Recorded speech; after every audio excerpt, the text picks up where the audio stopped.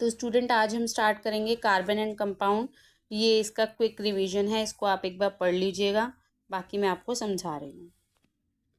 तो carbon and its compound. Carbon जो है एक वर्सेटाइल एलिमेंट है। अर्थ की क्रस्ट में कार्बन 0.02% पाया जाता है in the form of mineral. Atmosphere में जो है ये 0.03% है कार्बन डाइऑक्साइड। एंड जितने भी लिविंग स्ट्रक्चर हैं वो कार्बन बेस्ड होते हैं। और कार्बन जो है प्रेजेंट है पेपर में भी, प्लास्टिक में भी, लेदर में भी और रबर में भी। अब कोवलेंट बॉन्ड क्या होते हैं कार्बन में? कार्बन का जो एटॉमिक नंबर है वो 6 है। और इलेक्ट्रॉनिक कॉन्फ़िगरेशन के बाद देखिए यहाँ पर KLM शेल में इसको जब हम पुट करते हैं तो L में ये 4 रह जाते हैं, है ना।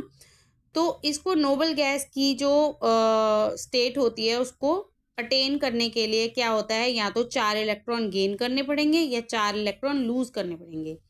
लेकिन अगर ये 4 इलेक्ट्रॉन गेन करता है तो इसके न्यूक्लियस को 4 एक्स्ट्रा इलेक्ट्रॉन होल्ड करने में बहुत ज़्यादा एनर्जी चाहिए होगी, ठीक है। और अगर ये 4 इलेक्ट्रॉन रिमूव करता है तो भी इसको बहुत ज़्यादा एनर्जी रिक्वायर्ड होगी।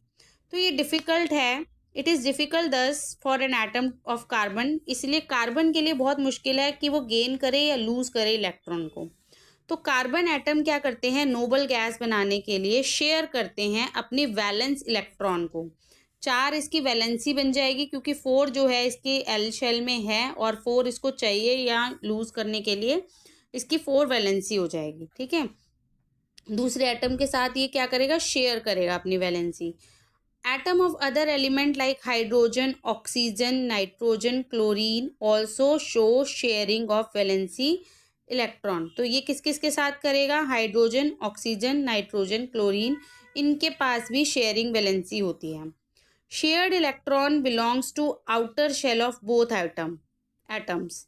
जो शेयर्ड इलेक्ट्रॉन्स होते हैं वो बिलोंग करते हैं outer shell of both atom, जो बाहर का शेल होता है उसके साथ, ठीक है। यानी कि M शेल या फिर अगर M में नहीं है तो L शेल, ठीक है। Which thereby achieve noble gas configuration. तो ये सब क्या है, अपनी वैलेंसी को शेयर करके नोबल गैस की कॉन्फ़िगरेशन में जाना चाहते हैं। Formation of H2O2N2 is shown below, ठीक है। आप नीचे देखेंगे कैसे H2 मॉलिक्यूल्स हैं।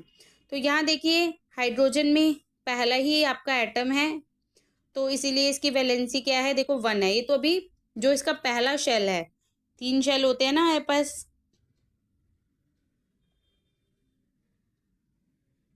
इसमें होते हैं 2, इसमें होते हैं 8, इसमें होते हैं 8, है ना। तो ये देखिए पहले में ही कंप्लीट नहीं कर पा रहा है, इसके पास 1 ही है। तो ये क्या कर रहे हैं, आपस में शेयर करके ये शेयरिंग कर रहे हैं, ठीक है। गेन और लूज नहीं कर रहे हैं, ये शेयर कर रहे हैं। तो ये क्या कर रहे हैं, एक दूसरे के साथ हैंड जॉइन करके ये अपना बॉन्ड कंप्लीट कर लिया इन्होंने। 2 जो है इनके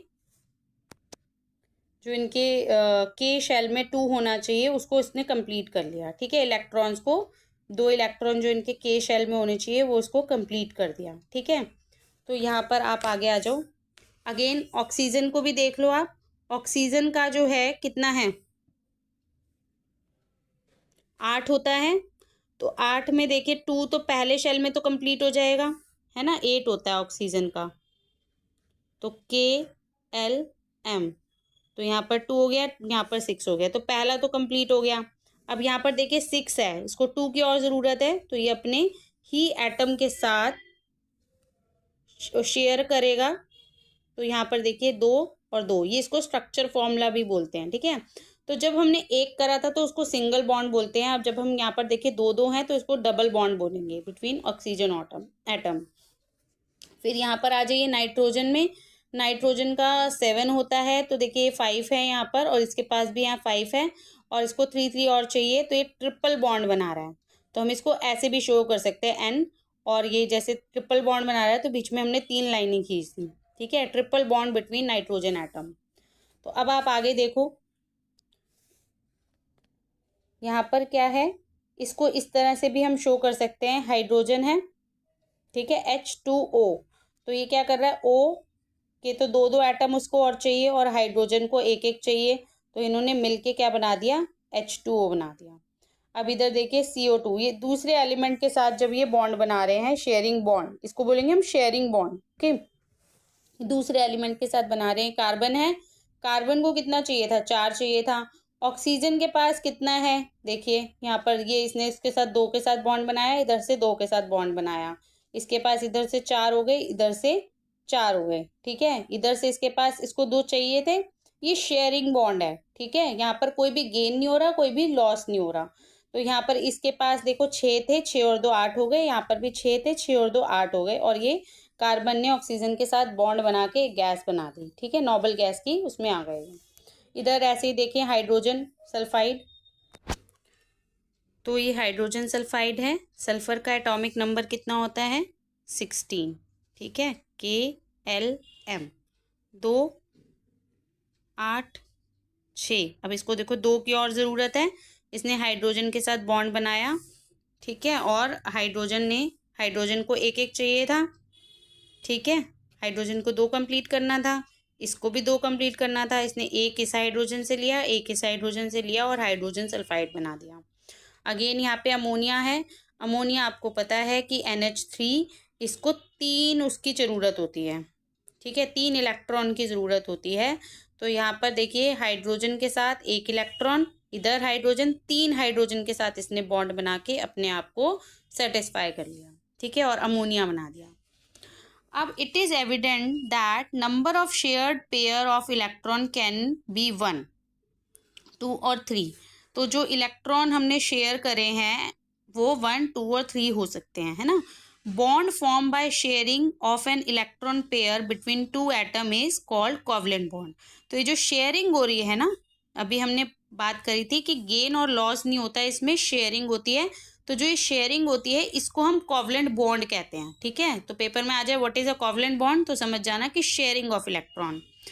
covalent bond molecule have low melting point. तो जो कोवलेंट बॉन्ड वाले मॉलिक्यूल्स होते हैं इनका मेल्टिंग पॉइंट कैसा होता है, लो, और बॉइलिंग पॉइंट भी क्या होता है, लो होता है। Because of comparatively weaker intermolecular forces unlike ionic compound. तो क्या होता है, इसमें आयंस नहीं बनते हैं क्योंकि लेना देना तो हो नहीं रहा है कुछ भी, है ना, शेयरिंग हो रहा है। शेयरिंग होने की वजह से क्या है, इनमें इंटरमॉलिक्यूलर जो फोर्सेस हैं वो बहुत ही वीक होते हैं, इसीलिए इनका मेल्टिंग पॉइंट और बॉइलिंग पॉइंट बहुत ही कम होता है। These molecule are generally poor conductor of electricity. अब ये जो कोवलेंट बॉन्ड होते हैं ये पुअर कंडक्टर ऑफ इलेक्ट्रिसिटी होते हैं क्योंकि no charge particle are form, क्योंकि चार्जेस तो बन ही नहीं रहे। चार्जेस कब बनते हैं, जब आयंस होते हैं। आयंस कब बनते हैं, जब हम गेन करते हैं या लूज करते हैं इलेक्ट्रॉन्स को, ठीक है। तो यहाँ पे गेन और लूज नहीं हो रहा है, यहाँ पे शेयरिंग हो रहा है। शेयरिंग हो रहा है तो चार्जेस जनरेट नहीं हो रहे हैं, चार्जेस जनरेट नहीं होंगे तो इलेक्ट्रिसिटी नहीं जनरेट होगी, ठीक है। अब आगे आ जाइए, एलोट्रॉफ ऑफ कार्बन, ठीक है। एलोट्रॉफ क्या होते हैं, अब देखो एलोट्रॉप का मतलब है कि जो कार्बन के जो डिफरेंट स्ट्रक्चर होते हैं उनको एलोट्रॉप्स बोलते हैं, ठीक है।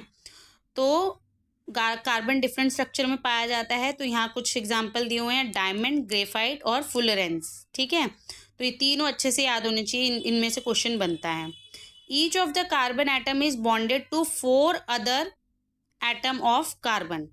तो हर एक जो कार्बन है, each of the carbon atom का हर एक जो वो है एटम, वो बॉन्डेड होता है किससे, 4 अदर एटम ऑफ कार्बन से, ठीक है। एक कार्बन एटम 4 कार्बन के एटम से बॉन्डेड होता है, तो उसको हम बोलते हैं डायमंड। ग्रेफाइट, ग्रेफाइट क्या होता है,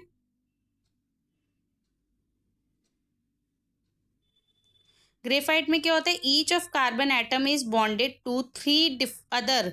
अब ग्रेफाइट में क्या होता है, एक कार्बन एटम 3 कार्बन एटम के साथ अटैच होता है। 4th valence electron can move, thus graphite become a good conductor of electricity. तो यहाँ देखो कि each of the carbon atom is bonded to 3 other atom of carbon. तो एक कार्बन का जो एटम है 3 अदर एटम के साथ जुड़ा होता है, तो 4th वैलेंस जो इलेक्ट्रॉन होता है वो मूव कर पाता है, इसीलिए ग्रेफाइट जो है वो गुड कंडक्टर ऑफ इलेक्ट्रिसिटी होता है। तो आपसे यहाँ पे क्वेश्चन बन गया कि भाई जब डायमंड नहीं है या कार्बन के जो कोवलेंट बॉन्ड है ये जब इलेक्ट्रिसिटी कंडक्ट नहीं कर पाते हैं तो ग्रेफाइट कैसे कर लेता है। तो देखो यहाँ पर आप इमेज देखो, ठीक है, ये डायमंड का है, डायमंड का एक जो है वो 4 के साथ बॉन्डेड है, क्योंकि 4 उसकी वैलेंसी होती है और 4 के साथ बॉन्ड होके वो कंप्लीट अपना बना रहा है, ठीक है, बॉन्ड बना रहा है, कोवलेंट बॉन्ड। लेकिन यहाँ पर अभी हमने पढ़ा कि ग्रेफाइट जो है एक जो है वो 3 के साथ जुड़ रहा है, ठीक है, ये हमेशा लेयर्स में होता है। तो 3 के साथ जुड़ने के बाद इसका एक जो बैलेंस है, एक जो इलेक्ट्रॉन है वो मूव कर पाता है, क्योंकि वो किसी के साथ बंधा नहीं है, 3 के साथ बंधा है ना, और इसको तो 4 चाहिए होते हैं। तो 3 के साथ बंधा होने की वजह से और एक मूव कर पाता है, जब वो मूव करता है तो क्या होते हैं, आयंस बनते हैं, चार्जेस बनते हैं, और वो गुड कंडक्टर ऑफ इलेक्ट्रिसिटी हो जाता है, ठीक है। तो यहाँ पर ये क्वेश्चन बन गया, आप इसको तैयार कर लेना कि ग्रेफाइट क्यों गुड कंडक्टर ऑफ इलेक्ट्रिसिटी है, ठीक है। नेक्स्ट आ जाओ अब आप, फुलरेंस। ये स्मॉलेस्ट फुलरेंस जो होता है उसमें 60 कार्बन एटम होते हैं, और डायमंड का इस्तेमाल तो आपको पता है ज्वेलरी बनाने में होता है और थर्मामीटर बनाने में होता है। ग्रेफाइट का पेंसिल लेड में होता है, इलेक्ट्रोड्स में होता है, और ड्राई लुब्रिकेंट्स में होता है, ठीक है, क्योंकि ये स्लिपरी होता है थोड़ा सा, ग्रेफाइट जो होता है लेयर्स में होता है। These allotropes have same chemical property different between diamond and graphite. Diamond और ग्रेफाइट में क्या डिफरेंस है, और इनकी केमिकल प्रॉपर्टी सेम होती है। पहले हम डायमंड के बारे में पढ़ लेंगे कि हार्डेस्ट होता है, नेचुरल सब्सटेंस हार्डेस्ट है, ये इंसुलेटर है इलेक्ट्रिसिटी का, मतलब इलेक्ट्रिसिटी को इंसुलेट करता है, रोकता है, अपने में से पास ऑन नहीं होने देता है। गुड कंडक्टर है हीट का, इलेक्ट्रिसिटी का नहीं, ठीक है, इलेक्ट्रिसिटी पास नहीं होने देता, लेकिन हीट का गुड कंडक्टर है, हीट एब्जॉर्ब कर लेता है। इट इज ट्रांसपेरेंट, ये ट्रांसपेरेंट होता है। ग्रेफाइट में पढ़ लेते हैं, ये सॉफ्ट होता है, गुड कंडक्टर है हीट और इलेक्ट्रिसिटी दोनों का, और ये ओपेक होता है, इसके आर पार नहीं देखा जा सकता, डायमंड के आर पार देखा जा सकता है। ट्रांसपेरेंट का मतलब ये है। Versatile nature of carbon atom. 3 important property of carbon atom enable carbon to form enormously large number of component, ठीक है। तो क्या कार्बन के क्या वर्सेटाइल नेचर है जिसकी वजह से वो क्या लार्ज नंबर ऑफ कंपोनेंट पे या कंपाउंड में यूज किया जाता है, वो हम पढ़ेंगे। तो इसकी थ्री नेचर है, कैटेनेशन, टेट्रावेलेंसी, आइसोमरिज्म। तो ये आपको याद करना है, पेपर में आ जाए कि कार्बन एटम के 3 वर्सेटाइल नेचर क्या है, तो आप बोलेंगे कैटेनेशन, टेट्रावेलेंसी एंड आइसोमरिज्म। अब इसको एक्सप्लेन करेंगे हम। कैटेनेशन क्या होता है? Property of carbon atom to form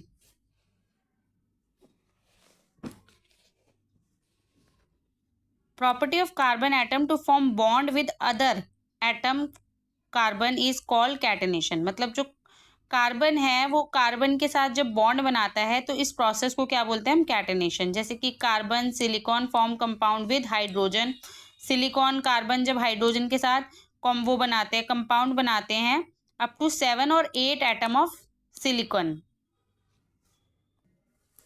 तो यहाँ बताया है, देखो इस लाइन को, कि कार्बन और सिलिकॉन जो हैं ये हाइड्रोजन के साथ कंपाउंड बनाते हैं, और जो सिलिकॉन है वो 7 और 8 एटम तक ही ज्वाइन हो सकता है, हाइड्रोजन के साथ कंपाउंड बना सकता है। 7 और 8 एटम के बाद सिलिकॉन को ज्वाइन नहीं किया जा सकता, ठीक है, तो वो कैटेनेशन की प्रॉपर्टी में नहीं आएगा अगर 7 और 8 से ज़्यादा हो गए। तो अगर 7 और 8 एटम तक ही ज्वाइन हो रहा है तो वो कैटेनेशन की प्रॉपर्टी में आएगा, ठीक है। अब इसके बाद आता है टेट्रावेलेंसी, जिसमें क्या होता है 4 वैलेंसी होती है, ठीक है। और टेट्रावेलेंसी का मतलब ये है कि कार्बन जो है वो कैपेबल है बॉन्ड करने के लिए एटम ऑक्सीजन के साथ, हाइड्रोजन के साथ, नाइट्रोजन के साथ, सल्फर के साथ, क्लोरीन के साथ और दूसरे एलिमेंट के साथ, क्योंकि इसकी जो वैलेंसी है वो 4 है, और जब उसकी वैलेंसी 4 है तो हम उसको क्या बोलते हैं, tetravalency. The smaller size of carbon atom enable nucleus to hold the shared pair. तो जो इसका साइज है इतना छोटा है कार्बन का कि जो इसका न्यूक्लियस है वो शेयर्ड पेयर जो होते हैं इलेक्ट्रॉन के उनको स्ट्रांगली होल्ड कर पाता है। शेयर्ड वाला देखिए, लूज और गेन करने में नहीं है, यहाँ पर शेयर करने में है। कोवलेंट बॉन्ड का मतलब होता है शेयर करना। Thus carbon compound are stable in general. तो जब ये होल्ड कर लेता है, इसका न्यूक्लियस इतना छोटा होता है कि इसका न्यूक्लियस जो है उसको शेयर्ड पेयर के इलेक्ट्रॉन को अच्छे से होल्ड कर लेता है, और ये जो कंपाउंड है ये स्टेबल हो जाता है, ठीक है, क्योंकि उसको स्टेबिलिटी की ही स्टेट तक जाना होता है। तो अब हम देखेंगे saturated and unsaturated carbon compound, ठीक है।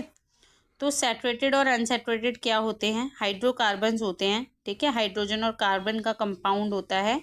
इसमें दो तरह की चेन होती है, एक ओपन चेन होती है और एक साइक्लिक चेन होती है, ठीक है। ओपन चेन में क्या आती है? स्ट्रेट चेन और ब्रांच चेन। अब स्ट्रेट चेन में क्या आते हैं? सैचुरेटेड और अनसैचुरेटेड हाइड्रोकार्बन्स, ठीक है, कार्बन कंपाउंड। अब सैचुरेटेड में आते हैं आपके अल्केन। अल्केन का फॉर्मूला क्या होता है वो आपको याद करना है, CnH2n+2, ठीक है। स्टार्टिंग होती है आपकी CH4 से। अगर आप यहाँ फॉर्मूले में देखेंगे तो अगर आपका जैसे CH4 है तो CH4 क्या बन जाएगा आपका? C1H21+2, ठीक है। तो CnCH2n+2 अल्केन। अनसैचुरेटेड में आ जाते हैं आपके अल्कीन और अल्काइन, ठीक है। और इसका भी एक फॉर्मूला होता है, क्या फॉर्मूला होता है यहाँ पर? CN2N, ये देखिए CN2N। और ये अल्काइन का होता है CnH2n-2, ठीक है। तो इसी से हमारे सारे फॉर्मूले बनेंगे जिसको हम अभी आगे डिस्कस करेंगे। तो टू हैव अ डबल और triple bond in the chain, अगर चेन में डबल या ट्रिपल बॉन्ड होते हैं, एटलीस्ट 2 कार्बन एटम होते हैं are required, so first number of alkene and alkyne have 2 carbon atom, ठीक है। तो अनसैचुरेटेड में क्या होते हैं? डबल या ट्रिपल बॉन्ड होते हैं, जिसमें सिंगल बॉन्ड होगा वो सैचुरेटेड कार्बन होगा, सैचुरेटेड हाइड्रोकार्बन होगा, और जिसमें डबल और ट्रिपल बॉन्ड होंगे वो अनसैचुरेटेड होंगे। तो ये इंपॉर्टेंट है, इसको याद रखना है आपने। Electron dot structure of saturated carbon compound ethane. Ethane का यहाँ पर देखिए, इथेन का C2H6, ठीक है।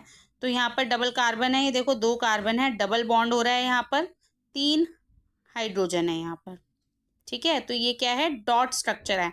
अगर आपको बोला जाता है कि डॉट स्ट्रक्चर बनाएं तो आप भी ऐसे ही बनाएंगे, जैसे 2 कार्बन है तो 2 कार्बन को आप दिखा दीजिए और उनके ऊपर हाइड्रोजन्स के साथ कंपाउंड दिखा दीजिए, और हाइड्रोजन को डॉट में दिखा दीजिए, कार्बन को आप एक्स के फॉर्म में दिखा दीजिए, क्रॉस के फॉर्म में, ठीक है। तो आपको ये इलेक्ट्रॉन डॉट स्ट्रक्चर बनाना है। ये था सैचुरेटेड कार्बन का, और ये रहा अनसैचुरेटेड कार्बन का। Electron dot structure of N unsaturated carbon compound ethene and ethyne, ठीक है। तो इथीन और इथाइन का भी सेम है, इस तरह से 2 हाइड्रोकार्बन है, यहाँ पर 2 हाइड्रोजन के साथ कंपाउंड है, यहाँ पर भी 2 हाइड्रोजन के साथ, और डॉट स्ट्रक्चर सेम है। इथाइन का भी फॉर्मूला देख लो आप, ठीक है। इथाइन का फॉर्मूला हो जाएगा आपका CnH2n-2, CnH2n-2, ठीक है। और यहाँ पर हो जाएगा CN2H2n, ठीक है। इससे आप बना सकते हैं स्ट्रक्चर सारे। तो अब देखो यहाँ पे सबसे पहले हम एल्केन के बारे में पढ़ेंगे। एल्केन का फॉर्मूला याद करने का तरीका है जो मैंने खुद बनाया है, my eyes pink blue pink, ठीक है। आप ऐसे याद कर लो, my eyes pink blue pink. तो methane, ethane, eyes ethane, propane butane, pink blue pink, pentane, pentane मतलब 5। तो 1 से स्टार्ट होगा, फॉर्मूले में फीड करेंगे, सारे बन जाएंगे, ठीक है। और इनका स्ट्रक्चर कैसा होगा? देखो, एक कार्बन है, इसके साथ 4 हाइड्रोजन है, आपने यूँ कर दिया, इसको स्ट्रक्चर में कन्वर्ट कर दिया, ठीक है। सिंगल बॉन्ड है तो देखो आपके सिंगल बॉन्ड के साथ सिंगल सिंगल लाइन्स आएंगी। C2 हो गए, H6 है तो 3 H इधर आ जाएंगे, 3 H इधर आ जाएंगे। C3 हो गए, H8 है तो 3 इधर आ गए, 3 इधर आ गए, 2 ऊपर नीचे आ गए। तो इस तरह से आप स्ट्रक्चर खुद बना सकते हैं, इवन बनाएंगे आप प्रैक्टिस के लिए। फिर पेंटेन C5 हो गए, और ये स्ट्रक्चर बनाना बहुत ही आसान है, ठीक है। उसके बाद आ जाइए hydrocarbon which is alkyne. Alkyne में फिर से आ जाएगा इथीन, प्रोपीन और ब्यूटीन, ठीक है। इथीन में आ जाएगा आपका, तो देखो इसमें क्या है, अल्कीन में 3 ही होते हैं, इथीन, प्रोपीन, ब्यूटीन, ठीक है। इसमें आपके ये मिथेन वाला नहीं होगा, और इधर पेंटेन वाला भी नहीं होगा, इनमें 3 ही होते हैं, ठीक है। इस क्यों होते हैं ये भी आगे बताऊंगी मैं। इसमें देखो यहाँ पर क्या है, C2H4, ठीक है। तो इसमें क्या है, C2 डबल बॉन्ड बन रहा है, ठीक है, और H4 होने चाहिए हमारे, ये डबल बॉन्ड वाले हैं अनसैचुरेटेड। प्रोपीन में भी देखो C3H6, यहाँ पर डबल बॉन्ड बन रहा है, फिर बाकी सिंगल बॉन्ड बन रहे हैं।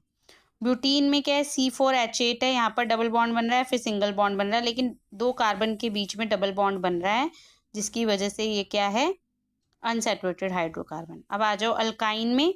अल्काइन में C2H2, ये देखिए ट्रिपल बॉन्ड बन रहा है।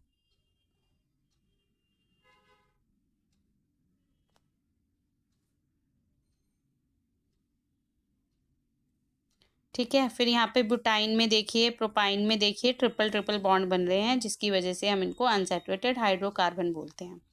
अब यहाँ देखिए साइक्लिक स्ट्रक्चर क्या होता है। साइक्लिक स्ट्रक्चर है, ये साइकिल की फॉर्म में बना हुआ है, दिख रहा है कार्बन के सारे एटम। साइक्लिक अनसैचुरेटेड, अनसैचुरेटेड में क्या है, डबल बॉन्ड बने हुए हैं, देखो यहाँ पर। उसके बाद क्या है, साइक्लोप्रोपेन। साइक्लोप्रोपेन क्या है, देखो प्रोपेन हमने याद किया था C3H6, ठीक है, तो C3H6 हमारे पास 3 कार्बन है, यहाँ पर देखिए स्ट्रेट स्ट्रक्चर था, ठीक है, C3H6 का, यहाँ पे साइक्लिक स्ट्रक्चर है, ठीक है, तो साइक्लिक स्ट्रक्चर होने की वजह से हमने इसको साइक्लोप्रोपेन बोल दिया है। तो यहाँ पर देखिए H हमारे पास 6 ही होंगे, लेकिन साइकिल की फॉर्म में है। इसके बाद आता है बेंजीन।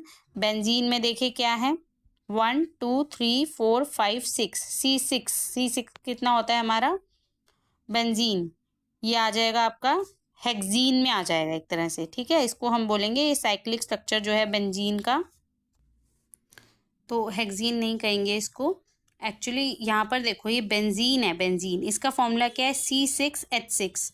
तो यहाँ पर अभी जो हमारा अल्केन, अल्कीन, अल्काइन, इनमें से तीनों में से किसी का भी फॉर्मूला इसमें यूज़ नहीं हो रहा है ना, तो इसका नाम क्या है, बेंजीन है। ये एक साइक्लिक स्ट्रक्चर है, ये कलरलेस होता है और फ्लेमेबल लिक्विड होता है, ठीक है, और रिंग की फॉर्म में होता है ये, और हाइड्रोजन एटम के साथ जितने कार्बन है उतने ही हमारे पास हाइड्रोजन है, तो इसका फॉर्मूला ये है, आप इसको याद कर लेना।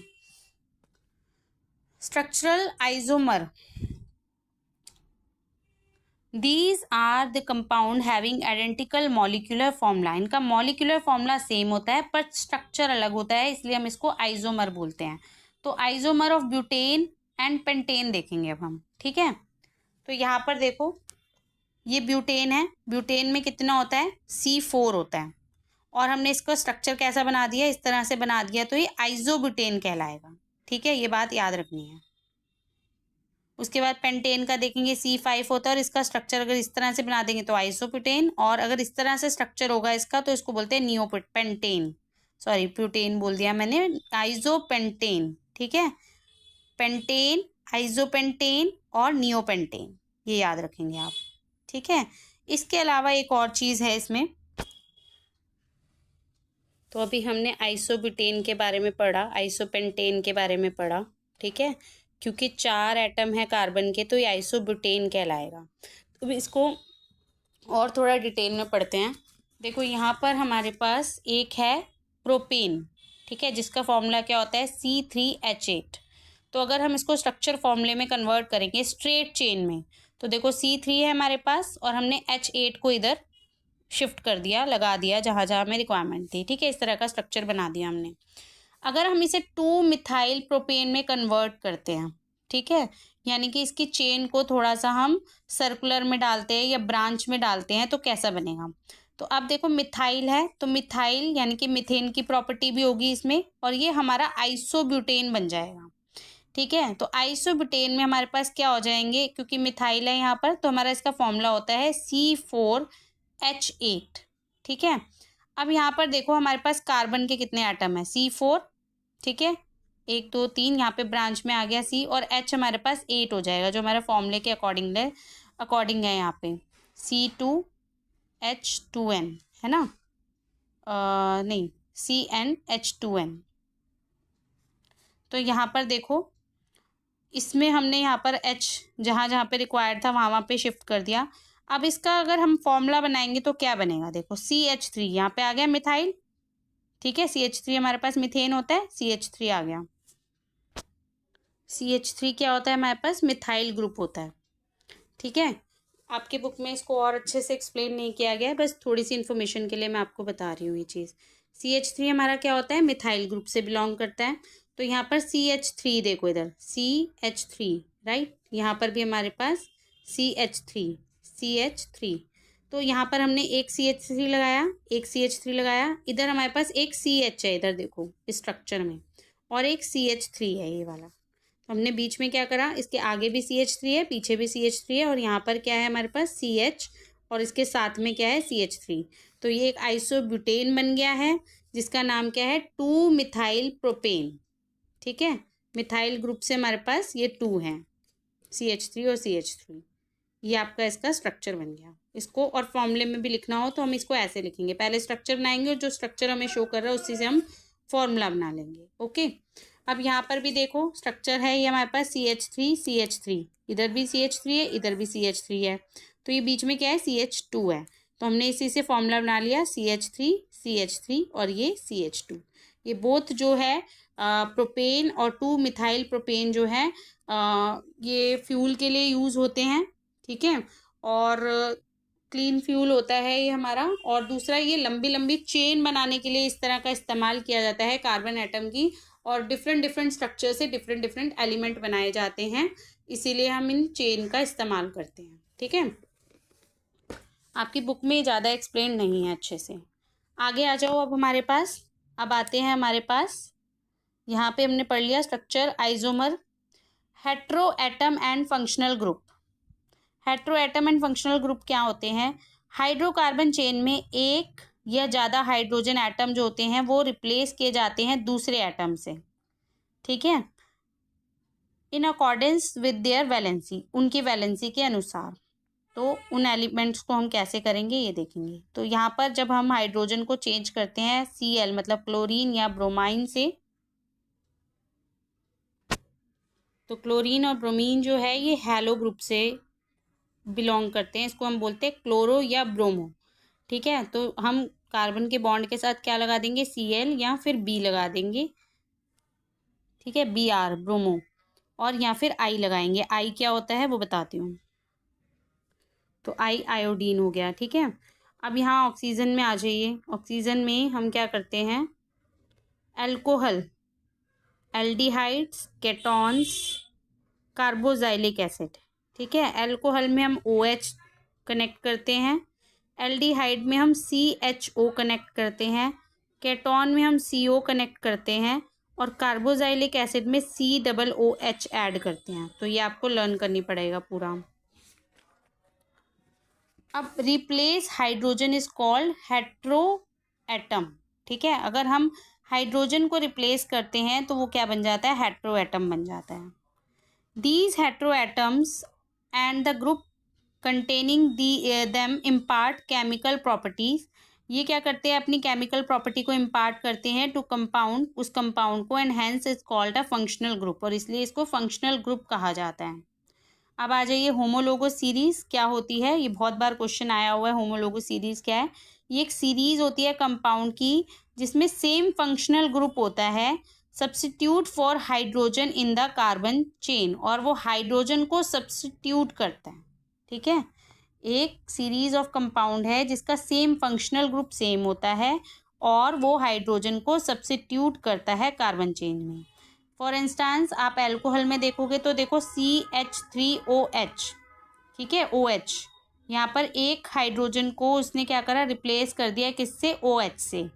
तो आपके पास यहाँ पर कितने थे, CH4 था, और साथ में O और लग गया। तो यहाँ देखिए आप, जैसे अभी हमने पढ़ा था इंस्टेंस के लिए, अल्कोहल जैसे है CH3OH, C2H5OH। तो अल्कोहल का फॉर्मूला क्या हो जाता है हमारा, CN2H2N+1 + OH, राइट। तो अब यहाँ पर देखिए जो जो है मिथेन से बनेगा, CH4 होता है ना उसमें मिथेन में, तो ये बन गया मिथाइल अल्कोहल। तो CH3 हो गया और साथ में हमने OH लगा दिया। वो मिथेन होता क्या है, CH4 होता है ना। तो यहाँ पर भी देखो H तो 4 ही है, लेकिन हमने उसको ऑक्सीजन के साथ कन्वर्ट करा है तो हमारा वो अल्कोहल बन गया है। ठीक है, तो यहाँ पर ये देखो इथेन से बना ethanol C2H5OH, propanol C3H5OH, butanol C4H9OH। तो इसका फॉर्मूला आप याद कर लेना।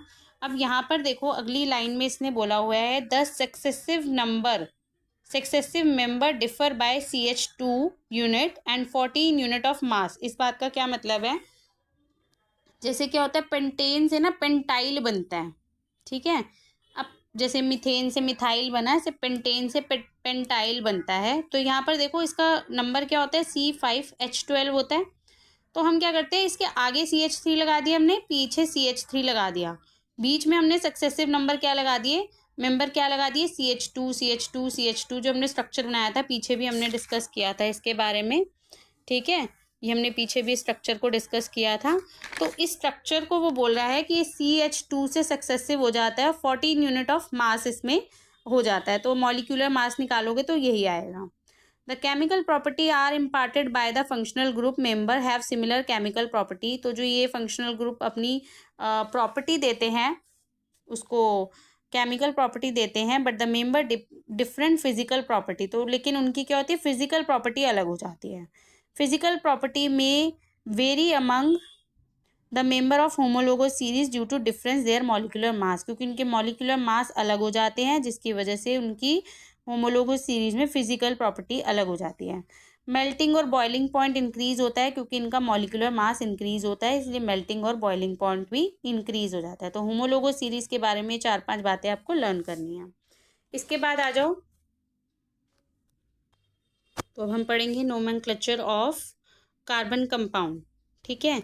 Identify the number of carbon atom in the compound. तो नंबर बताते हैं हम कि कार्बन एटम कितने हैं कंपाउंड में, और उनका फंक्शनल ग्रुप कौन सा है, उसमें हम प्रीफिक्स या सफिक्स लगाते हैं, ठीक है।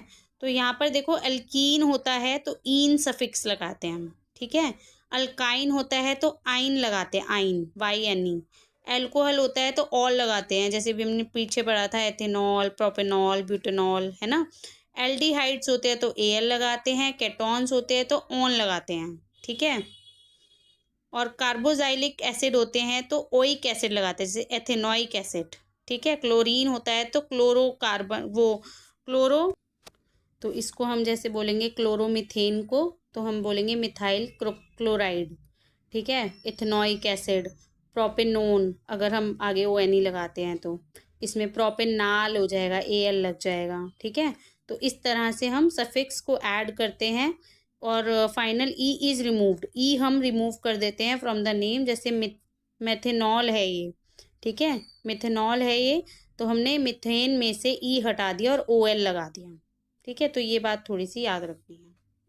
अब इसके बाद आ जाते हैं chemical property of carbon compound. सबसे पहले आता है कंबशन। तो कार्बन कंपाउंड जनरली क्या करते हैं, बर्न होते हैं, ऑक्सीडाइज होते हैं एयर में और कार्बन डाइऑक्साइड प्रोड्यूस करते हैं, वाटर प्रोड्यूस करते हैं और हीट और एनर्जी और लाइट एनर्जी रिलीज करते हैं। तो यहाँ पर देखेंगे CH4 क्या होता है,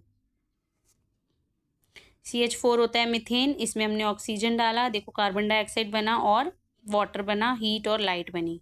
सैचुरेटेड हाइड्रोकार्बन जो होते हैं वो बर्न होते हैं जनरली विद ब्लू फ्लेम। ये बात याद रखनी है आपको कि जो सैचुरेटेड हाइड्रोकार्बन होते हैं जब वो जलते हैं तो ब्लू फ्लेम देते हैं, गुड सप्लाई ऑफ एयर जब होती है तब, एंड विद अ येलो सूटी flame in limited supply of air. अगर कम होती है सप्लाई ऑफ एयर तो सूटी फ्लेम आता है येलो कलर का। Sooty flame is seen when unsaturated hydrocarbon are burn in air, ठीक है। जब वो हवा में जलते हैं तो हम वैसा वाला फ्लेम देखते हैं, सूटी फ्लेम देखते हैं। Burning of coal and petroleum emit oxide. जब कोल और पेट्रोलियम बर्न होता है तो वो ऑक्साइड ऑफ सल्फर बनाते हैं, nitrogen which are responsible for acid rain. Sulphur और नाइट्रोजन जो है एसिड रेन के लिए रिस्पॉन्सिबल होते हैं, ठीक है। और जब कोल और पेट्रोलियम जलता है तब वो सल्फर और नाइट्रोजन का ऑक्साइड एमिट करता है। ये याद रखनी है बातें आपको। ऑक्सीडेशन में देखेंगे अल्कोहल जो है वो कन्वर्ट हो जाता है कार्बोजाइलिक एसिड जब हम उसको ऑक्सीडाइज करते हैं using them alkaline potassium permanganate और acidified potassium dichromate. They add oxygen to the reactant, thus they called oxidising agent, ठीक है। अब देखो ध्यान से समझो इसको कि अल्कोहल जो है उसको कन्वर्ट किया जाता है कार्बोजाइलिक एसिड में। अल्कोहल को हमने कन्वर्ट किया है alcohol can be converted, alcohol convert हुआ है कार्बोजाइलिक एसिड में। कैसे हुआ है, बाय ऑक्सीडाइजिंग। हमने क्या करा, कार्बोजाइलिक अल्कोहल को ऑक्सीडाइजिंग किया हमने, ठीक है, और फिर वो कार्बोजाइलिक एसिड बन गया। किससे करा है, एल्कलाइन पोटेशियम परमैंगनेट यूज किया है, या फिर एसिडिफाइड, ठीक है, जो एसिड है पोटेशियम डाइक्रोमेट का, ठीक है, और फिर they add oxygen to the reactant, reactant में हमने ऑक्सीजन ऐड किया, और जिसको हम ऑक्सीडाइजिंग एजेंट भी बोलते हैं, ठीक है। तो यहाँ देखो CH3CH2OH, ये क्या है हमारा, ये क्या है, इथाइल अल्कोहल भी बोल सकते हो आप इसको, और इथेनॉल भी बोल सकते हो, ठीक है। तो इथेनॉल में हमने ऑक्सीजन डाला, साथ में हमने पोटेशियम परमैंगनेट डाला, जो भी हमने ऊपर पढ़ा था, ठीक है, या फिर ये एल्कलाइन डालेंगे पोटेशियम परमैंगनेट, और ये एसिडिफाइड पोटेशियम डाइक्रोमेट है, इसका फॉर्मूला याद कर लेना, ठीक है। और हमें क्या मिला रिजल्ट में, कार्बोजाइलिक एसिड प्लस वाटर, जिसे हम एथेनोइक एसिड भी बोलेंगे, ठीक है। CH3COOH, जो अभी बताया था ना हमने कि कार्बोजाइलिक में ओइक लग जाता है, OIC, ठीक है। तो ये हमारा फॉर्मूला है ऑक्सीडेशन का, इसको याद करना है आपने। एडिशन रिएक्शन देखेंगे, hydrogen is added to unsaturated hydrocarbon. Unsaturated hydrocarbon में जब हम हाइड्रोजन ऐड करते हैं, जो कि बहुत ही रिएक्टिव होता है, which are more reactive due to double और ट्रिपल बॉन्ड की वजह से बहुत ही रिएक्टिव होता है, in the presence of nickel, platinum और पैलेडियम एज अ कैटलिस्ट। हम कैटलिस्ट के रूप में किसको इस्तेमाल कर रहे हैं, निकल, प्लैटिनम या फिर palladium. The process is called hydrogenation. तो पैलेडियम क्या है, एक प्लैटिनम ग्रुप का ही एक एलिमेंट है, ठीक है, मेटल है, और जिसका एटॉमिक नंबर 46 होता है, और इसको हम कैटलिस्ट के रूप में इस्तेमाल कर रहे हैं। तो इस प्रोसेस को हम हाइड्रोजिनेशन कहते हैं। वेजिटेबल ऑयल जो होते हैं उनको कन्वर्ट किया जाता है वेजिटेबल घी में, ठीक है, वनस्पति घी होता है जिसको, यूजिंग दिस प्रोसेस, इसी प्रोसेस से हम उसको वेजिटेबल घी में कन्वर्ट करते हैं। तो यहाँ पर देखिए डबल बॉन्ड है कार्बन में, और ये, तो यहाँ देखो ये डबल बॉन्ड है कार्बन के साथ, आर जो है यहाँ पर, ये आर क्या है आपका, ये आपको बता रहा है कि लॉन्ग चेन है हाइड्रोकार्बन की, ठीक है। और यहाँ पर हमने इसमें हाइड्रोजन ऐड किया, निकल या पैलेडियम डालेंगे, हीट करेंगे 473 केल्विन पे। तो यहाँ पर ये देखो, ये आर आर का मतलब है लॉन्ग चेन बनेगी एक बहुत सी, और इसमें देखो ये हाइड्रोजन भी ऐड हो गए हैं, ठीक है। हाइड्रोजनेशन क्या करता है, रेंसिडिटी को कम करता है, वेजिटेबल ऑयल में से स्मेल नहीं आएगी। और जो सैचुरेटेड फैटी एसिड होते हैं, ठीक है, ये हमारे लिए हार्मफुल होते हैं हेल्थ, और oil with unsaturated fatty acid should be use for cooking. तो जो अनसैचुरेटेड फैटी एसिड होते हैं, हमको वो वाला ऑयल यूज करना चाहिए कुकिंग के लिए। तो अब ध्यान से सुनो, देखो अनसैचुरेटेड हाइड्रोकार्बन का जो खाना होता है, या अनसैचुरेटेड फैटी एसिड जो होते हैं, वो हमारे लिए अच्छे होते हैं, लेकिन उनकी शेल्फ लाइफ बहुत कम होती है, इसीलिए उनको अंदर हाइड्रोजन डाल के उनको सैचुरेटेड फैटी एसिड में कन्वर्ट किया जाता है, ताकि उनकी शेल्फ लाइफ को बढ़ाया जा सके, ठीक है। और भी रीज़न होते हैं जिसको हम और सर्चिंग में पढ़ सकते हैं। तो यहाँ पर यही है, ये अनसैचुरेटेड है, इसमें हमने निकल और हीट डाल के, और हमने इसको सैचुरेटेड में कन्वर्ट किया है, और which is very harmful for us. और कौन से प्रोसेस से करा है हमने, हाइड्रोजनेशन से करा है, ठीक है। यहाँ पे लिखा भी हुआ है ना, रेंसिडिटी ऑफ वेजिटेबल ऑयल जो है उसको स्लो डाउन करता है हाइड्रोजनेशन। अब क्या है, substitution reaction. Substitution reaction, in saturated hydrocarbon the hydrogen attached to carbon can be replaced by other atom or group of atom in the presence of light or heat, ठीक है। तो हमने saturated hydrocarbon को the hydrogen attach करके carbon को हमने replace कर दिया किसी और एटम के साथ, जैसे CH4 है, इसमें हमने क्लोरीन ऐड कर दिया, तो हमने लाइट दिया, या और 520 केल्विन का हीट दिया, तो हमारे पास नया सब्सटेंस क्या बन गया यहाँ पर। तो यहाँ पर हमने मीथेन में क्लोरीन डाला, तो हमारे पास क्या बन गया, क्लोरोमीथेन, है ना, और साथ में हमें मिला HCl नाम का एसिड, ठीक है। तो हमने क्या किया, सब्स्टिट्यूट कर दिया हमने। यहाँ पर देखिए important carbon compound ethanol and ethanoic acid. तो ये इंपॉर्टेंट है, इथेनॉल का मेल्टिंग पॉइंट याद करना है 150 K, बॉइलिंग पॉइंट 350 केल्विन। ये इथेनॉल सॉल्यूबल होता है वाटर में और बर्निंग टेस्ट आता है इसका, ठीक है। Consumption of dilute ethanol causes serious health issue and intake of pure alcohol is lethal। तो हम इसको हेल्थ इशू आ सकते हैं अगर हम डाइल्यूट इथेनॉल लेते हैं तो, इनटेक करते हैं तो, और उससे हमारी मृत्यु भी हो सकती है। केमिकल प्रॉपर्टी ऑफ इथेनॉल देखेंगे हम। केमिकल प्रॉपर्टी क्या है? Ethanol react with sodium to form sodium ethoxide and hydrogen. तो ये याद रखना है आपको, इंपॉर्टेंट बात है कि जब ये सोडियम के साथ रिएक्ट करता है तो सोडियम इथॉक्साइड बनाता है और हाइड्रोजन बनाता है, ठीक है। जब ये इथेनॉल जो है हीट किया जाता है कंसनट्रेटेड सल्फ्यूरिक एसिड के साथ 443 केल्विन पे, इट इज़ ये डिहाइड्रेट हो जाता है और इथीन बन जाता है, ठीक है। तो ये दो बातें आपको याद रखनी है। इसमें आपने देखो फॉर्मूला लगाया, इसमें सोडियम डाला और ये क्या बन गया? Sodium ethoxide plus water. यही जो ऊपर बताया है इसी को केमिकल फॉर्मूला में बताया है, आप इसको लर्न कर लेना, ठीक है। ये इसको स्ट्रक्चर फॉर्म में बताया गया है, ये भी आप लर्न कर लेना। In preparation of transparent soap cosmetic कहाँ कहाँ यूज़ होता है? सोप कॉस्मेटिक बनाने में यूज़ होता है, अल्कोहलिक बेवरेजेस में यूज़ होता है, anti freezing in radiators of automobiles के जो रेडिएटर्स होते हैं उनको एंटी फ्रीज करने में यूज़ करते हैं हम, और लेबोरेटरी रीजेंट्स में यूज़ करते हैं, मेडिसिन एंड टॉनिक्स में यूज़ करते हैं इसको। एथेनोइक एसिड या एसिटिक एसिड जो होता है इसको भी आपने याद करना है। 290 केल्विन पे ये फ्रीज हो जाता है, बॉइलिंग पॉइंट 390 केल्विन है, मिक्सिबल होता है वाटर में, मिक्स हो जाता है, खट्टा टेस्ट होता है इसका, ठीक है। Pure acetic acid is called glacial acetic acid. जो प्योर होता है उसको हम ग्लेशियल एसिटिक एसिड भी बोलते हैं। 3 to 4% solution of acetic acid is called vinegar. 3 से 4% जो सोल्यूशन होता है एसिटिक एसिड का उसको हम क्या बोलते हैं? विनेगर बोलते हैं, ठीक है।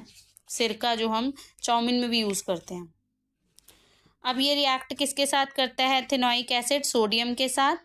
तो जब सोडियम के साथ रिएक्ट करता है तो क्या प्रोडक्ट बनता है? Sodium ethanate and hydrogen. Sodium carbonate के साथ करता है जब ये, sodium ethanate carbon dioxide plus water बनाता है। सोडियम बाइकार्बोनेट के साथ जब ये रिएक्ट करता है तो sodium ethanate carbon dioxide plus water बनाता है।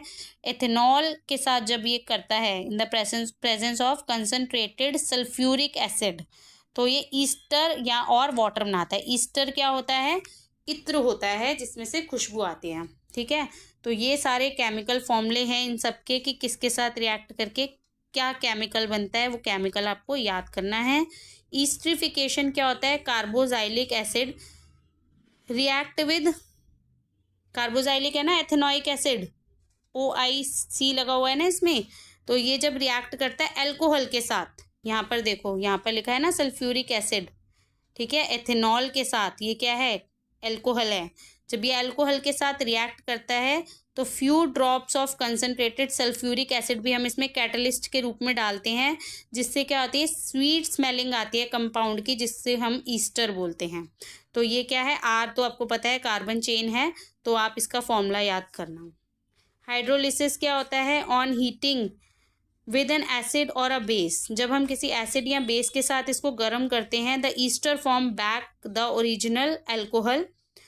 देखो जब हम इसको क्या करते हैं, किसी एसिड या बेस के साथ गर्म करते हैं तो जो ईस्टर होता है वो वापस अपनी ओरिजिनल फॉर्म में आ जाता है अल्कोहल और कार्बोजाइलिक एसिड के रूप में, ठीक है। तो उसको बोलते हैं hydrolysis. Alkaline hydrolysis of Easter is called saponification, ठीक है। जब ईस्टर को हम अल्कलाइन हाइड्रोलिसिस करते हैं तो इस प्रोसेस को हम क्या बोलते हैं? सैपोनिफिकेशन, ठीक है। अब देखिए आगे सोप और डिटर्जेंट के बारे में पढ़ेंगे।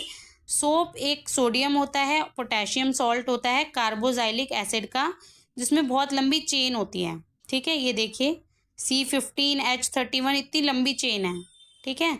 इसको हम बोलते हैं पैल्मिटिक एसिड और stearic acid. Soap are effective with soft water only. Soap जो होते हैं सॉफ्ट वाटर के साथ अच्छा काम करते हैं और हार्ड वाटर के साथ अच्छा काम नहीं करते हैं। ठीक है, इनइफेक्टिव होते हैं। डिटर्जेंट आर अमोनियम और सल्फोनेट सॉल्ट। डिटर्जेंट क्या होता है? अमोनियम का और सल्फोनेट सॉल्ट होता है। अब ये क्वेश्चन है तो याद रखना कि जो डिटर्जेंट होता है वो अमोनियम और सल्फोनेट सॉल्ट का वो होता है, मिक्सचर होता है हाइड्रोकार्बन्स का, विद लॉन्ग चेन होती है इनमें भी, और ये दोनों पानी में इफेक्टिव होते हैं, हार्ड वाटर में भी और सॉफ्ट वाटर में भी। एंड आयोनिक पार्ट हाइड्रोफिलिक, जो आयोनिक पार्ट होता है उसको हाइड्रोफिलिक बोलते हैं। And a long hydrocarbon chain, ठीक है, जो चेन होती है लंबी से उसको हाइड्रोफोबिक बोलते हैं। ये क्या बनाते हैं? सोप के मॉलिक्यूल बनाते हैं। देखो ये आयनिक एंड है और ये हाइड्रोकार्बन चेन है, ठीक है।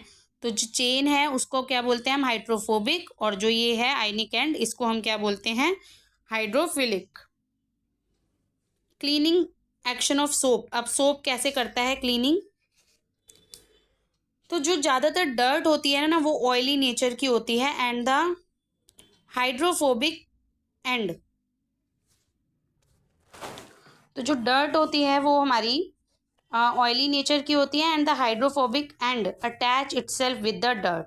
ये जो हाइड्रोफोबिक है ये अपने आप को डर्ट के साथ अटैच कर लेता है, while the ionic and is surrounded with molecule of water. ये जो एंड है ये पानी के साथ रहता है, ठीक है, और ये जो है ये डर्ट के साथ रहता है, ये वाला हिस्सा। This result of formation of radial structure called micelles. इस तरह से रेडियल स्ट्रक्चर बन जाता है जिसको हम क्या बोलते हैं? मिसेल्स। एन इमल्जन इज दस फॉर्म बाय सॉप मोलिक्यूल्स। तो अंदर क्या बनता है? कि इमल्जन बन जाता है। इमल्जन क्या होता है? जब पानी और ऑयल मिल जाता है तो इमल्जन हो जाता है, उसमें इमल्जन हो जाता है। The cloth need to be mechanically agitated to remove the dirt particle from the cloth. तो क्लोथ क्या करता है? मैकेनिकली अपने आप में से डर्ट को निकालने लग जाता है, एजिटेट करने लग जाता है, और डर्ट पार्टिकल उसमें से निकलने लग जाते हैं। स्कम क्या होता है? The magnesium and calcium salt present in the hard water. Hard water में जो कैल्शियम और मैग्नीशियम का सॉल्ट होता है वो रिएक्ट करता है सोप के साथ, molecule to form insoluble product called scum. तो जो इनसॉल्युबल प्रोडक्ट होता है ना वो उसको हम स्कम बोलते हैं, ठीक है। वो रिएक्ट करता है सोप के मॉलिक्यूल के साथ, और जो घुलती नहीं है डर्ट वगैरह होती है उसे हम स्कम बोलते हैं। दस ऑब्स्ट्रक्टिंग द क्लींजिंग एक्शन, और क्लींजिंग एक्शन शुरू हो जाता है। Use of detergent overcome this problem. Detergent से हम इस प्रॉब्लम से बाहर आ जाते हैं। एज डिटर्जेंट मॉलिक्यूल जो करते हैं prevent the formation of insoluble product. तो वो इनसॉल्युबल प्रोडक्ट फॉर्मेशन होने नहीं देता डिटर्जेंट, एंड दस क्लोथ गेट क्लीन्ड। अब सिंपल भाषा में समझिए इसको कि क्या होता है। जैसे पानी जो हार्ड वाटर होता है उसमें मैग्नीशियम और कैल्शियम के वो होते हैं, सॉल्ट होते हैं, जिससे क्या होता है जब वो साबुन के साथ, सोप के साथ जब रिएक्शन करते हैं तो उसके साथ ना वो स्कम बनाते हैं। स्कम मतलब मैल होती है एक तरह से, ठीक है। तो एक लेयर बना देते हैं वो कपड़े के ऊपर। अब साबुन जो है वो प्रॉपर घुल नहीं पाता, झाग कर नहीं पाता, जिसकी वजह से वो क्लीन होता नहीं है। अब डिटर्जेंट क्या होता है? वो अच्छे से घुल जाता है। घुलने की वजह से क्या होता है? वो जो इनसॉल्युबल प्रोडक्ट होता है, स्कम होता है, वो उसको बनने नहीं देता और कपड़ा अच्छे से साफ हो जाता है, ठीक है। सोप आर कम्प्लीटली बायोडिग्रेडेबल होते हैं। जो सोप होते हैं वो बायोडिग्रेडेबल होते हैं, जबकि डिटर्जेंट जो होते हैं वो बायोडिग्रेडेबल नहीं होते हैं। सोप जो होते हैं फ्रेंडली होते हैं, एनवायरमेंटल फ्रेंडली होते हैं, और डिटर्जेंट नहीं होते हैं। क्यों नहीं होते हैं? अभी हमने इसमें पढ़ा था, अमोनियम और सल्फोनेट जो हैं ये केमिकल होते हैं जो कि एनवायरमेंट फ्रेंडली नहीं होते हैं। तो अब इस चैप्टर को आप एक बार अच्छे से दोबारा सुनिएगा। अगर आपको ये वीडियो अच्छी लगी हो तो प्लीज़ लाइक कीजिए, शेयर कीजिए और कमेंट करिए अगर आपके कोई क्वेश्चन है तो।